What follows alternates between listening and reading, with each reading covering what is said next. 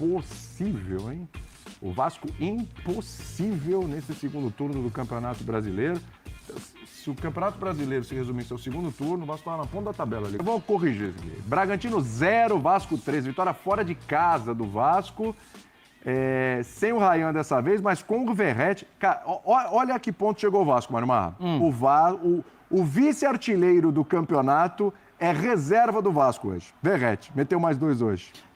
Olha como a chave mudou do Vasco, Mário Marra. E o que fez foi parecido com aquele ali que passou perto, né? Exatamente. É um jogo conhecido como um jogo difícil, mas a gente está vendo o Vasco cada vez mais, parece que assimilar a ideia, jogar melhor. O Vasco não está mais preocupado, o Vasco está mais encaixado e com isso... Eu estou querendo fugir do relaxado, não é relaxado. Não é relaxado. Está menos ansioso. Tá. Mais leve. Mais leve, obrigado. E aí ficou a dúvida, né, se a bola tinha entrado ou não, mas o movimento do Bandeira aqui, ó, percebe, William, ó. A bola vai entrar, o Bandeira na mesma hora lá, ó. E agora... Então, e ele tem uma visão... a visão dele não é boa. Não, é claro que não é, mas ele é treinado para ver isso. Sim, claro. Esse tipo de lance. Pô, acabei de falar mal do treinamento e agora tô falando... Agora você elogiou. Bem. Não, mas aí é uma capacidade individual dele. E de qualquer jeito, assim, o Vasco foi melhor no jogo. Sim. E acende uma luz de preocupação para o Red Bull Bragantino, de novo, né? Perto do final do campeonato. Red Bull Bragantino tem hoje 36 pontos. E uma pontuação de risco. É a pontuação do Atlético, é a pontuação da turma que ainda não dá para deixar o retrovisor de lado, não. E com viés de baixa, né? O Bragantino está vivendo daquela poupança que fez lá atrás, né? Quando ele ficou bem no campeonato. Então. De mais 3 vitórias. Agora, você está falando a preocupação do Bragantino, eu vou falar para você... Talvez não 3, hein, William? Talvez não 3, talvez o corte seja mais baixo. Eu prefiro trabalhar com a segurança ali, mas eu acho que vai ser mais baixo. Vai ser mais baixo? Eu acho que 42. Eu prefiro trabalhar com 45 porque eu estou envolvido nessa bagunça aí. Mas é o seguinte... Você está envolvido? Eu estou envolvido, meu time está envolvido. Quando meu time está envolvido é uma coisa muito pessoal, sabe, André? Aí fica difícil. Aliás, meu time está sempre, há muito tempo, ele está envolvido com isso, né? Já virou rotina. Agora, daqui a pouco a gente fala dele.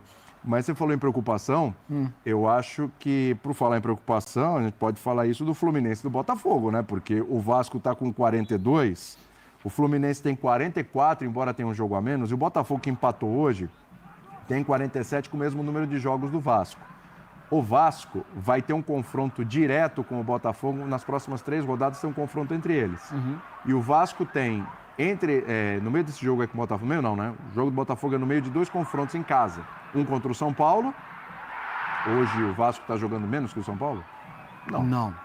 Contrário, o Vasco está até à frente do São Paulo na tabela, né?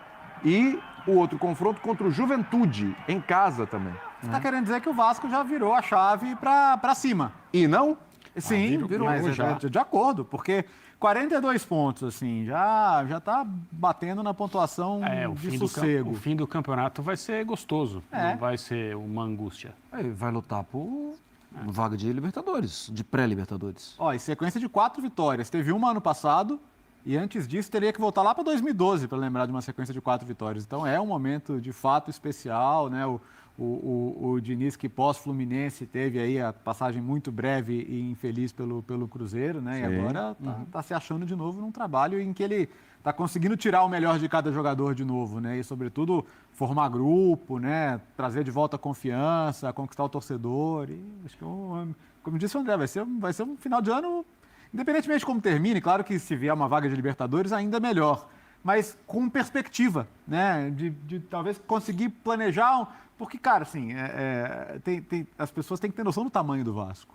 O tamanho do Vasco não é morar no meio da tabela, olhar para baixo. E todo ano ficar brigando para não cair, né? A história do Vasco é olhar para cima, né? Então, assim, ter perspectivas melhores, né, de futuro.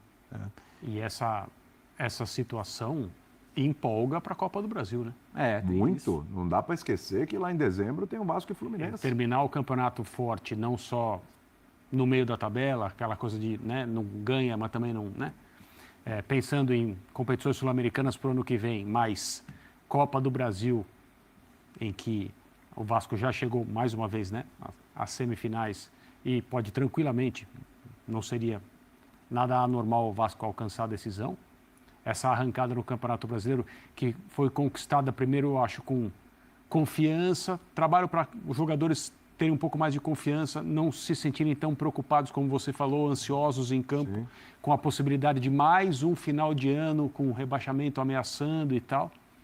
E um time que, em determinados momentos, eu vou falar uma coisa bem genérica, simplista aqui, não parecia estar nas mãos do Diniz pela forma como jogava, e que a partir do momento em que passou a se defender bem, e isso ficou claro em alguns jogos, mas muito claro em que o Vasco se defendeu como uma missão mesmo, e a gente espera ver do time do Diniz, não os times que não se defendem, porque nunca foi isso, mas se defendem de uma outra maneira, né? Se defender com posse, aquela coisa. O Vasco conseguiu resgatar isso aí e passou a jogar. Então, quando o Ryan está em campo é uma coisa, né? Durante muito tempo o Verratti foi a única possibilidade de desafogo para um time que era muito pressionado, uma bola alta para ele tentar cabecear, e ele tem um índice de acerto absurdo na jogada aérea.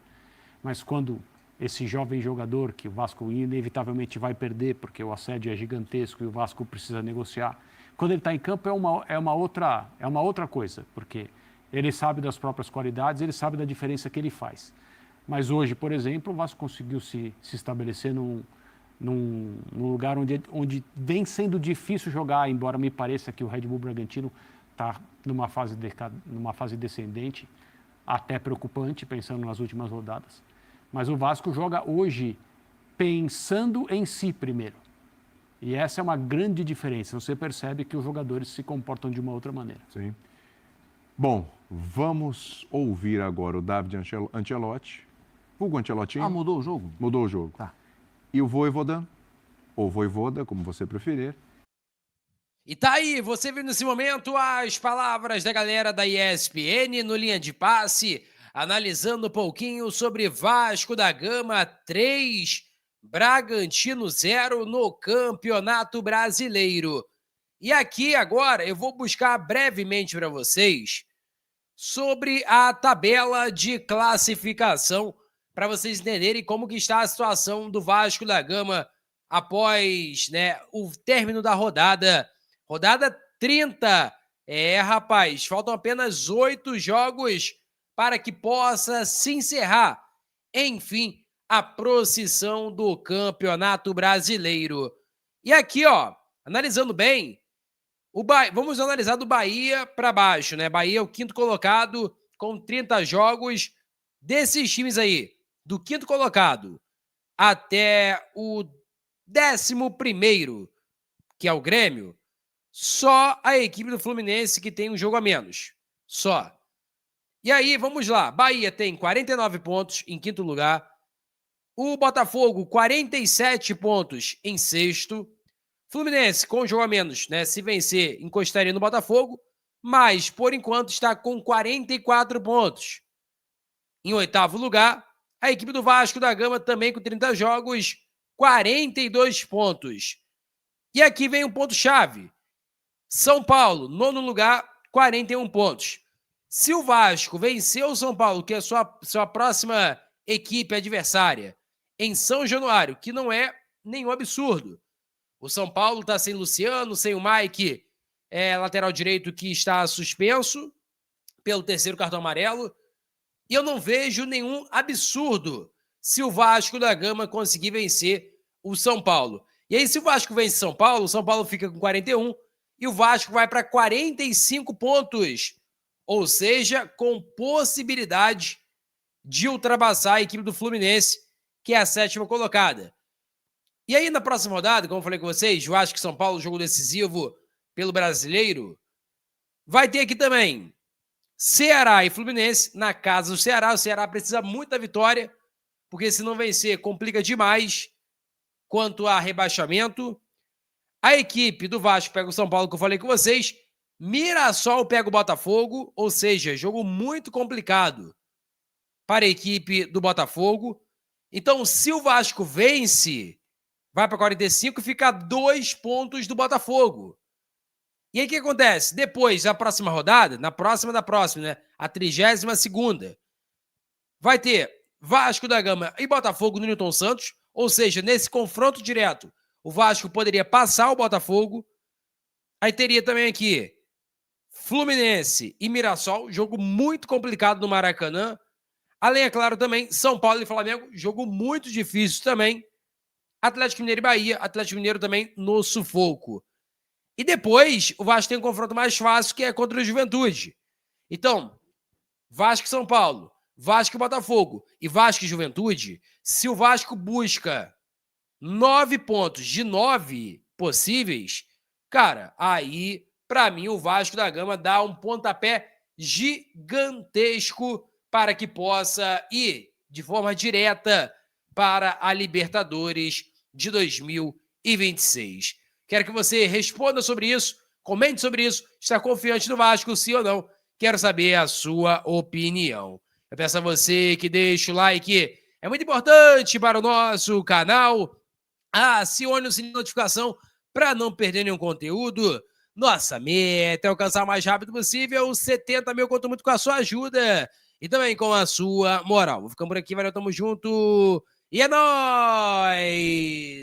Fui!